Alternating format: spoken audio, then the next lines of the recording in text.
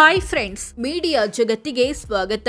Friends, ರಾಜ್ಯ ಕಾಂಗ್ರೆಸ್ ಇದುವರೆಗೆ ಕಂಡ ಅಧ್ಯಕ್ಷರು ಯಾರು, ಯಾವ ಜಿಲ್ಲೆಯವರು, ಇವರಲ್ಲಿ ಲಿಂಗಾಯತರೆಷ್ಟು, ಒಕ್ಕಲಿಗರೆಷ್ಟು, ಬೇರೆ ಸಮುದಾಯದವರೆಷ್ಟು ಅನ್ನೋದನ್ನ ಈ ವಿಡಿಯೋದಲ್ಲಿ ತೋರಿಸ್ತೀವಿ.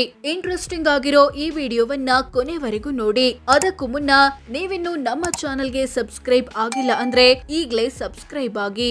ಎಸ್ ಚೆನ್ನಯ್ಯ ಇವರು 1967ರಿಂದ 70ರವರೆಗೆ 3 ವರ್ಷ ಕೆಪಿಸಿಸಿ ಅಧ್ಯಕ್ಷರಾಗಿದ್ರು. ಇಂಥ ಚೆನ್ನಯ್ಯ ಒಡೆಯರ್ ಸಮುದಾಯದವರು. ಹುಟ್ಟಿದ್ದು ಚಿತ್ರದುರ್ಗ ಜಿಲ್ಲೆಯ ಬಿಳಿಚೋಡು ಎಂಬಲ್ಲಿ. ಈಗ ಇದು ದಾವಣಗೆರೆ ಜಿಲ್ಲೆಯಲ್ಲಿದೆ. ಡಿ ದೇವರಾಜ್ ಅರಸ್ ಇವರು 2 ಬಾರಿ ರಾಜ್ಯ ಕಾಂಗ್ರೆಸ್ನ ಅಧ್ಯಕ್ಷರಾಗಿದ್ರು. 1970ರಿಂದ 72ರವರೆಗೆ, ಬಳಿಕ 1979ರಲ್ಲಿ ಒಟ್ಟು 3 ವರ್ಷ. ಇಂಥ ದೇವರಾಜ್ ಅರಸ್ ಅರಸು ಸಮುದಾಯದವರು. ಹುಟ್ಟಿದ್ದು ಮೈಸೂರು ಜಿಲ್ಲೆಯ ಕಲ್ಲಹಳ್ಳಿ ಎಂಬಲ್ಲಿ. KH ರಂಗನಾಥ್ ಇವರು ಕೂಡ 2 ಬಾರಿ ಅಧ್ಯಕ್ಷರಾಗಿದ್ರು. 1972ರಿಂದ 74 ಮತ್ತು 85ರಿಂದ 86ರವರೆಗೆ ಒಟ್ಟು 3 ವರ್ಷ. ಇಂಥ ರಂಗನಾಥ್ ಪರಿಶಿಷ್ಟ ಜಾತಿ ಅಥವಾ SC ಸಮುದಾಯದವರು. ಜಿಲ್ಲೆ ಚಿತ್ರದುರ್ಗ. KH ಪಾಟೀಲ್ ಇವರು 3 ಬಾರಿ ಅಧ್ಯಕ್ಷರಾಗಿದ್ದವರು. 1974ರಿಂದ 77, 77ರಿಂದ 79 ಮತ್ತು 83ರಿಂದ 85 ಒಟ್ಟು 7 ವರ್ಷ. ಇಂಥ KH ಪಾಟೀಲ್ ನಾಮಧಾರಿ ರೆಡ್ಡಿ ಸಮುದಾಯದವರು. ಇವರದ್ದು ಗದಗ ಜಿಲ್ಲೆ. ಅಂದಹಾಗೆ ಇವರು HK ಪಾಟೀಲ್ರ ತಂದೆ. SB ನಾಗರಾಳ್ ಇವರು 1977ರಲ್ಲಿ ಕೆಲ ದಿನಗಳ ಮಟ್ಟಿಗೆ ಅಧ್ಯಕ್ಷರಾಗಿದ್ರು. ಯಾವ ಸಮುದಾಯ ಅನ್ನೋ ಬಗ್ಗೆ ಮಾಹಿತಿ ಇಲ್ಲ. ಮೂಲತಃ ಬಾಗಲಕೋಟೆ ಜಿಲ್ಲೆಯವರಾದ ಇವರು ತುಮಕೂರಿನಲ್ಲಿ ವಾಸವಿದ್ರು. S ಬಂಗಾರಪ್ಪ ಇವರು 1979ರಿಂದ 80ರವರೆಗೆ 1 ವರ್ಷ ಅಧ್ಯಕ್ಷರಾಗಿದ್ರು. ಇಂಥ ಬಂಗಾರಪ್ಪ ಈಡಿಗ ಸಮುದಾಯದವರು. ಹುಟ್ಟಿದ್ದು ಶಿವಮೊಗ್ಗ ಜಿಲ್ಲೆಯ ಸಾರೆಕೊಪ್ಪ ಎಂಬಲ್ಲಿ. KT ರಾಥೋಡ್ ಇವರು 1980ರಿಂದ 83ರವರೆಗೆ 3 ವರ್ಷ ಅಧ್ಯಕ್ಷರಾಗಿದ್ರು. ಇವರದ್ದು ಲಂಬಾಣಿ ಅಥವಾ SC ಸಮುದಾಯ. ಜಿಲ್ಲೆ ವಿಜಯಪುರ. ಇಂಥ KT ರಾಥೋಡ್ ಕಾಂಗ್ರೆಸ್ ನಾಯಕ ಪ್ರಕಾಶ್ ರಾಥೋಡ್ರ ತಂದೆ. K ಮಲ್ಲಣ್ಣ ಇವರು 1983ರಲ್ಲಿ ಕೆಲ ದಿನಗಳ ಮಟ್ಟಿಗೆ ಅಧ್ಯಕ್ಷರಾಗಿದ್ರು. ಇವರ ಸಮುದಾಯದ ಬಗ್ಗೆ ಮಾಹಿತಿ ಇಲ್ಲ. ಜಿಲ್ಲೆ ತುಮಕೂರು. ಆಸ್ಕರ್ ಫರ್ನಾಂಡಿಸ್ ಇವರು 2 ಬಾರಿ ಕೆಪಿಸಿಸಿ ಅಧ್ಯಕ್ಷರಾಗಿದ್ರು. 1986ರಿಂದ 87 ಮತ್ತು 89ರಿಂದ 92 ಒಟ್ಟು 4 ವರ್ಷ. ಇಂಥ ಆಸ್ಕರ್ ಫರ್ನಾಂಡಿಸ್ ಕ್ರಿಶ್ಚಿಯನ್ ಸಮುದಾಯದವರು. ಇವರದ್ದು ಉಡುಪಿ ಜಿಲ್ಲೆ. ಜನಾರ್ದನ ಪೂಜಾರಿ ಇವರು ಕೂಡ 2 ಬಾರಿ ಅಧ್ಯಕ್ಷರಾಗಿದ್ರು. 1987ರಿಂದ 88 ಮತ್ತು 2003ರಿಂದ 5ರವರೆಗೆ ಒಟ್ಟು 3 ವರ್ಷ. ಇಂಥ ಜನಾರ್ದನ ಪೂಜಾರಿ ಬಿಲ್ಲವ ಸಮುದಾಯದವರು. ಜಿಲ್ಲೆ ದಕ್ಷಿಣ ಕನ್ನಡ. ವೀರೇಂದ್ರ ಪಾಟೀಲ್ ಇವರು 1988ರಿಂದ 89ರವರೆಗೆ 1 ವರ್ಷ ಕೆಪಿಸಿಸಿ ಅಧ್ಯಕ್ಷರಾಗಿದ್ರು.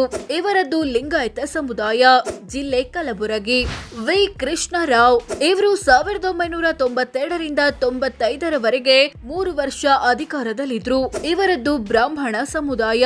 ಹುಟ್ಟಿದ್ದು ಅಂದಿನ ಕೋಲಾರ ಜಿಲ್ಲೆಯ ಗೌರಿಬಿದನೂರಿನಲ್ಲಿ. ಈಗ ಇದು ಚಿಕ್ಕಬಳ್ಳಾಪುರ ಜಿಲ್ಲೆಯಲ್ಲಿದೆ. DK ನಾಯ್ಕರ್ ಇವರು 1995ರಿಂದ 96ರವರೆಗೆ 1 ವರ್ಷ ಅಧ್ಯಕ್ಷರಾಗಿದ್ರು. ಇವರದ್ದು ಕುರುಬ ಸಮುದಾಯ. ಜಿಲ್ಲೆ ಧಾರವಾಡ. ಧರಮ್ ಸಿಂಗ್ ಇವರು 1996ರಿಂದ 99ರವರೆಗೆ 3 ವರ್ಷ ಅಧ್ಯಕ್ಷರಾಗಿದ್ರು. ಇಂಥ ಧರಮ್ ಸಿಂಗ್ ರಜಪೂತ ಸಮುದಾಯದವರು. ಹುಟ್ಟಿದ್ದು ಕಲಬುರಗಿ ಜಿಲ್ಲೆಯ ಜೇವರ್ಗಿಯಲ್ಲಿ. SM ಕೃಷ್ಣ ಇವರು 1999ರಿಂದ 2000ನೇ ಇಸವಿವರೆಗೆ ಸುಮಾರು 1 ವರ್ಷ ಕೆಪಿಸಿಸಿ ಅಧ್ಯಕ್ಷರಾಗಿದ್ರು. ಇವರದ್ದು ಒಕ್ಕಲಿಗ ಸಮುದಾಯ. ಹುಟ್ಟಿದ್ದು ಅಂದಿನ ಮೈಸೂರು ಜಿಲ್ಲೆಯ ಸೋಮನಹಳ್ಳಿ ಎಂಬಲ್ಲಿ. ಈಗ ಇದು ಮಂಡ್ಯ ಜಿಲ್ಲೆಯಲ್ಲಿದೆ. VS ಕೌಜಲಗಿ ಇವರು 2000ನೇ ಇಸವಿಯಿಂದ 2001ರವರೆಗೆ 1 ವರ್ಷ ಅಧಿಕಾರದಲ್ಲಿದ್ರು. ಇವರದ್ದು ಲಿಂಗಾಯತ ಸಮುದಾಯ. ಜಿಲ್ಲೆ ಬೆಳಗಾವಿ. ಅಲ್ಲಂ ವೀರಭದ್ರಪ್ಪ ಇವರು 2001ನೇ ಇಸವಿಯಿಂದ 2003ರವರೆಗೆ 2 ವರ್ಷ ಅಧ್ಯಕ್ಷರಾಗಿದ್ರು. ಇವರದ್ದು ಲಿಂಗಾಯತ ಸಮುದಾಯ. ಜಿಲ್ಲೆ ಬಳ್ಳಾರಿ. ಮಲ್ಲಿಕಾರ್ಜುನ ಖರ್ಗೆ ಇವರು 2005ರಿಂದ 8ರವರೆಗೆ 3 ವರ್ಷ ಕೆಪಿಸಿಸಿ ಅಧ್ಯಕ್ಷರಾಗಿದ್ರು. ಇಂಥ ಖರ್ಗೆ ಪರಿಶಿಷ್ಟ ಜಾತಿ ಅಥವಾ ಎಸ್ಸಿ ಸಮುದಾಯದವರು. ಹುಟ್ಟಿದ್ದು ಬೀದರ್ನ ಭಾಲ್ಕಿ ಸಮೀಪ, ರಾಜಕೀಯವಾಗಿ ಬೆಳೆದಿದ್ದು ಕಲಬುರಗಿಯಲ್ಲಿ. ಆರ್.ವಿ. ದೇಶಪಾಂಡೆ ಇವರು 2008ರಿಂದ 10ರವರೆಗೆ 2 ವರ್ಷ ಅಧಿಕಾರದಲ್ಲಿದ್ರು. ಇವರದ್ದು ಬ್ರಾಹ್ಮಣ ಸಮುದಾಯ. ಹುಟ್ಟಿದ್ದು ಉತ್ತರ ಕನ್ನಡದ ಹಳಿಯಾಳದಲ್ಲಿ. Doctor G. ಪರಮೇಶ್ವರ್ ಇವರು 2010ರಿಂದ 2018ರವರೆಗೆ ಬರೋಬ್ಬರಿ 8 ವರ್ಷ ಕೆಪಿಸಿಸಿ ಅಧ್ಯಕ್ಷರಾಗಿದ್ರು. ಇವರದ್ದು ಪರಿಶಿಷ್ಟ ಜಾತಿ ಅಥವಾ ಎಸ್ಸಿ ಸಮುದಾಯ. ಹುಟ್ಟಿದ್ದು ತುಮಕೂರಿನ ಗೊಲ್ಲಹಳ್ಳಿಯಲ್ಲಿ. ದಿನೇಶ್ ಗುಂಡೂರಾವ್ ಇವರು 2018ರಿಂದ 2020ರವರೆಗೆ ಅಧ್ಯಕ್ಷರಾಗಿದ್ರು.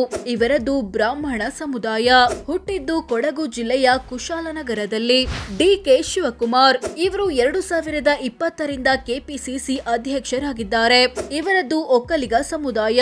ಹುಟ್ಟಿದ್ದು ಅಂದಿನ ಬೆಂಗಳೂರು ಜಿಲ್ಲೆಯ ಕನಕಪುರದಲ್ಲಿ. ಈಗ ಇದು ರಾಮನಗರ ಜಿಲ್ಲೆಯಲ್ಲಿದೆ. ಸೊ ಫ್ರೆಂಡ್ಸ್, ಇದಿಷ್ಟು ರಾಜ್ಯ ಕಾಂಗ್ರೆಸ್ ಇದುವರೆಗೆ ಕಂಡ ಅಧ್ಯಕ್ಷರು ಯಾರ್ಯಾರು, ಯಾವ ಜಿಲ್ಲೆಯವರು, ಯಾವ ಸಮುದಾಯ ಅನ್ನೋದನ್ನ ತಿಳಿಸಿಕೊಡೋ ಪ್ರಯತ್ನ. ವಿಡಿಯೋ ಇಷ್ಟವಾದ್ರೆ ಲೈಕ್ ಮಾಡಿ, ಶೇರ್ ಮಾಡಿ, ನಮ್ಮ ಚಾನೆಲ್ಗೆ ಸಬ್ಸ್ಕ್ರೈಬ್ ಆಗಿ. ಧನ್ಯವಾದ.